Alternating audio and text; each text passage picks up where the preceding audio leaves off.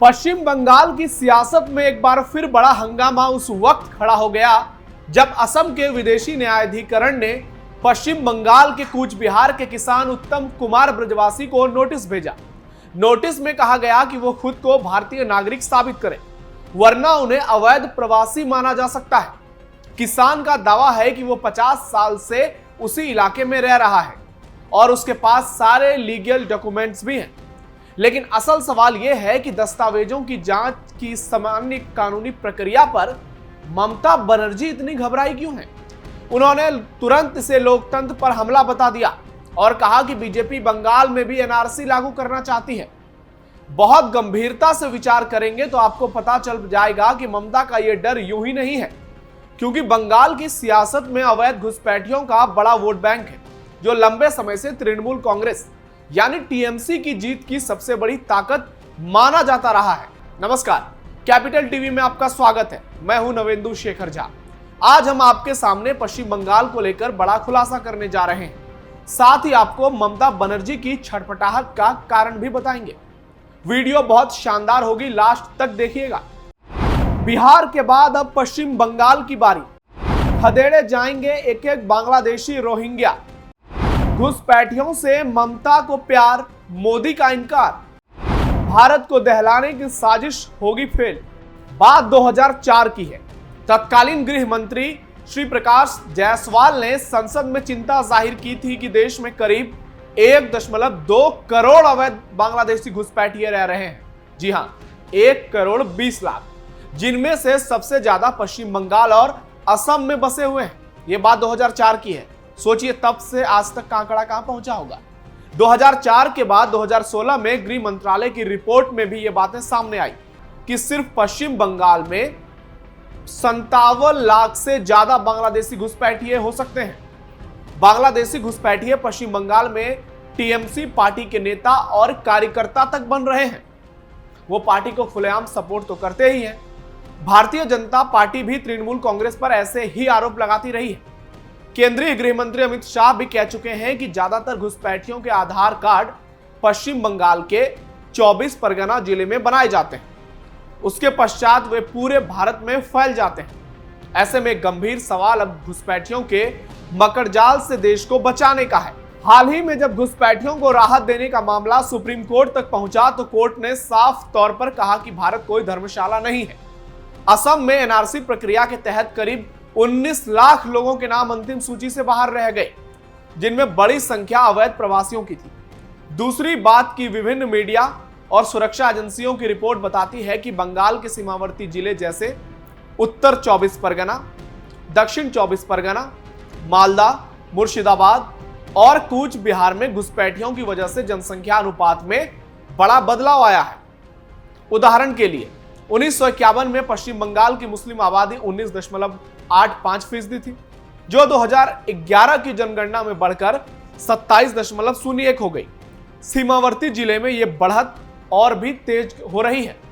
और आपने देखा होगा, जब भी दंगे की खबर सामने आती है, कोई बड़ा षड्यंत्र सामने आता है, तो वो इन्हीं सीमावर्ती इलाकों से सामने आता है। दरअसल ये घुसपैठिए कभी भारत के नहीं हो सकते, ये बांग्लादेश के ही हैं और उनसे ही मिले जुले हैं। ये सारे अवैध काम करते हैं और भारत को दहलाने की पूरी कोशिश करते हैं। पश्चिम बंगाल में घुसपैठिए ममता के स्पेशल वोटर। तो मानकर चलिए कि अगर वैधता की पड़ताल शुरू हुई तो सबसे पहले यही फर्जी वोटर और अवैध घुसपैठिए चिन्हित होंगे और यही वोट बैंक सबसे पहले कटेगा। इसका सीधा असर चुनावी नतीजों पर पड़ेगा, क्योंकि इन्हीं जिलों की सीटों पर टीएमसी को सबसे ज्यादा बढ़त मिलती रही है। क्योंकि ये मुसलमान बहुल जिले तो हैं ही, ये घुसपैठिए बहुल जिले भी हैं। यही वजह है कि ममता बनर्जी इसे लोकतंत्र पर हमला बताकर जनता को गुमराह कर रही हैं, या फिर सीधे तौर पर कहें तो डर फैला रही हैं। असल में यह डर अपने सबसे मजबूत वोट बैंक को खोने का है, जो पश्चिम बंगाल की सियासत की दशकों पुरानी हकीकत बयां कर रहा है। ममता ने इसी बहाने पूरे विपक्ष से भी अपील की है कि बीजेपी के खतरनाक एजेंडे के खिलाफ एकजुट हो जाएं। यह अपील बताती है कि डर सिर्फ बंगाल तक सीमित नहीं है, बल्कि असल चिंता यह है कि अगर घुसपैठियों के वोट कटे तो विपक्षी दलों का वो आधार कमजोर पड़ जाएगा जिस पर दशकों से उनकी सियासत खड़ी है।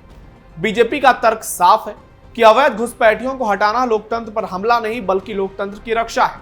उनका कहना है कि लाखों बांग्लादेशी नागरिक फर्जी दस्तावेज बनवाकर बंगाल के मतदाता तक बन चुके हैं और इन्हीं के बल पर कुछ दल सत्ता में बने रहते हैं और वो अपनी सियासत को लेकर हुंकार भरते हैं।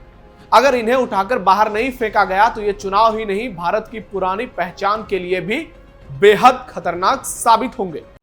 असम मॉडल की तरह बंगाल में होगा एक्शन। ममता बनर्जी कह रही हैं कि बीजेपी असम का मॉडल पश्चिम बंगाल में लागू कर रही है और अल्पसंख्यकों को डराने की कोशिश कर रही है, जबकि सच्चाई यह है कि असम में भी जिनका नाम एनआरसी में नहीं आया उन्हें दस्तावेज देने और कानूनी विकल्प अपनाने का मौका मिला है।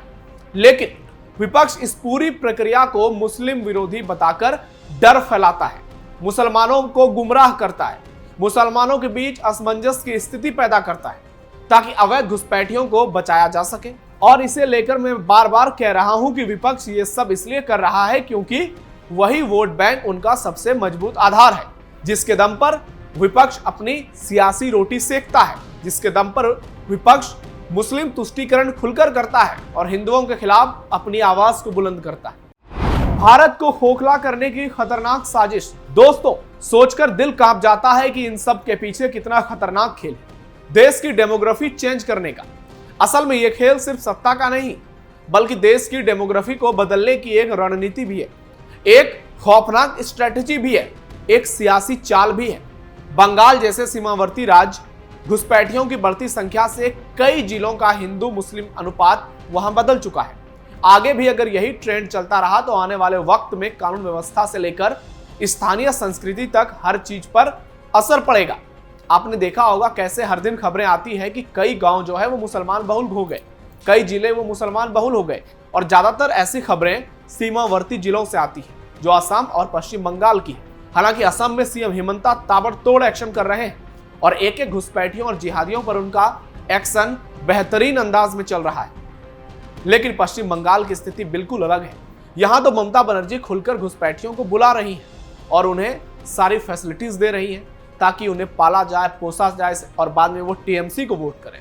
ममता बनर्जी बार बार इसे संवैधानिक अधिकार की आड़ में छिपाती हैं, जबकि संविधान कहता है कि सिर्फ भारतीय नागरिक ही भारत में वोट डाल सकते हैं। सवाल यह है कि आखिर घुसपैठियों के लिए इतनी चिंता क्यों? क्या सचमुच लोकतंत्र बचाने की लड़ाई लड़ी जा रही है या फिर अपने वोट बैंक को बचाने की? राष्ट्रवाद पर नहीं होगा कोई समझौता। बीजेपी का साफ कहना है कि भारत में सिर्फ भारतीय नागरिक वोट डालें, ना कि वे लोग जो बांग्लादेश या म्यांमार से अवैध रूप से आए हों और फर्जी दस्तावेज बनाकर हमारी चुनावी प्रक्रिया में हिस्सा लें। यही लोकतंत्र का असली सम्मान है और यही विपक्ष की सबसे बड़ी घबराहट कि अगर ये सच जनता के सामने खुलकर आ गया तो दशकों से तैयार किया गया उनका वोट बैंक और नैरेटिव दोनों बिखर जाएंगे। इसलिए ममता बनर्जी हो या फिर दूसरे नेता, वो इसे जनतंत्र पर हमला बता रहे हैं, लेकिन सही मायने में देखा जाए तो ये भारत की संप्रभुता और पहचान को बचाने की प्रक्रिया है, जिसे लेकर मोदी सरकार किसी कीमत पर ना तो समझौता कर सकती है और दूसरी बात की राष्ट्रवाद को लेकर जिस तरह पार्टी हमेशा मुखर रहती है, उसे देखते हुए इस मुद्दे पर किसी के लिए कल्पना करना भी मुश्किल है कि वो किसी कीमत पर किसी भी पार्टी या राज्य पर रहम करेगी। और आखिर में सबसे गंभीर सवाल है कि अगर विपक्ष सच में भारतीय लोकतंत्र की रक्षा करना चाहता है तो डर के मारे कांप क्यों रहा है? क्योंकि उसे डर तो है, ये बात हर किसी को पता है, लेकिन फिर एक सवाल है कि उसे डर है तो किसके लिए? भारतीय नागरिकों के लिए या उन अवैध घुसपैठियों के लिए जिनकी वजह से वे सत्ता में बने रहना चाहते हैं? यही असली सवाल है जिसे हर भारतीय को खुद से पूछना चाहिए। यही इस विवाद की असली जड़ है और यही बताता है कि यह सिर्फ बंगाल का मामला नहीं बल्कि पूरे भारत की पहचान, उसके भविष्य से जुड़ा सवाल है। और यहाँ सबसे ज्यादा सवाल उठ रहे हैं पश्चिम बंगाल की सीएम तुष्टीकरण की नई मसीहा ममता बनर्जी पर, जो मुसलमान तुष्टीकरण के लिए अपनी सियासी रोटी कुछ इस कदर सेकती है कि हिंदुओं के खिलाफ जहर उगलती है, मुसलमानों को सिर आंखों पर रखती है, हिंदू पर्व त्योहारों से उन्हें चिढ़ होती है, मुस्लिम पर्व त्योहारों में वो शामिल होती हैं, पार्टी में एक साथ खाना खाती हैं, लेकिन जब बात हिंदुत्व की आती है, जब बात सनातन की आती है तो ममता बनर्जी के पेट में दर्द होने लगता है, उनको हिंदुत्व की बातें चुभने लगती है। और आपने देखा होगा कैसे पूरी टीएमसी पार्टी हिंदुत्व पर हमलावर हो जाती है। टीएमसी का एक विधायक कबीर ये तक कह देता है कि हम हिंदुओं को काटकर गंगा में बहा देंगे। लेकिन ममता बनर्जी का एक भी बयान इस पर सामने नहीं आता। ऐसे में बड़ा सवाल है कि आखिर टीएमसी क्या घुसपैठियों के जरिए बंगाल और भारत को खोखला करने की बहुत बड़ी साजिश कर रही है, और अगर नहीं तो घुसपैठियों पर एक्शन से वो इतनी बौखलाई हुई क्यों है, ममता इतनी घबराई हुई क्यों है, और विपक्ष इतना ढोल क्यों पीट रहा है। तो आज के लिए इतना ही। इस खबर पर आपकी क्या राय है, कमेंट बॉक्स में अपना फीडबैक जरूर दीजिएगा। आप जुड़े रहिए कैपिटल टीवी के साथ। हमारे इस वीडियो को लाइक कीजिए, शेयर कीजिए और हमारे चैनल को सब्सक्राइब कीजिए। धन्यवाद।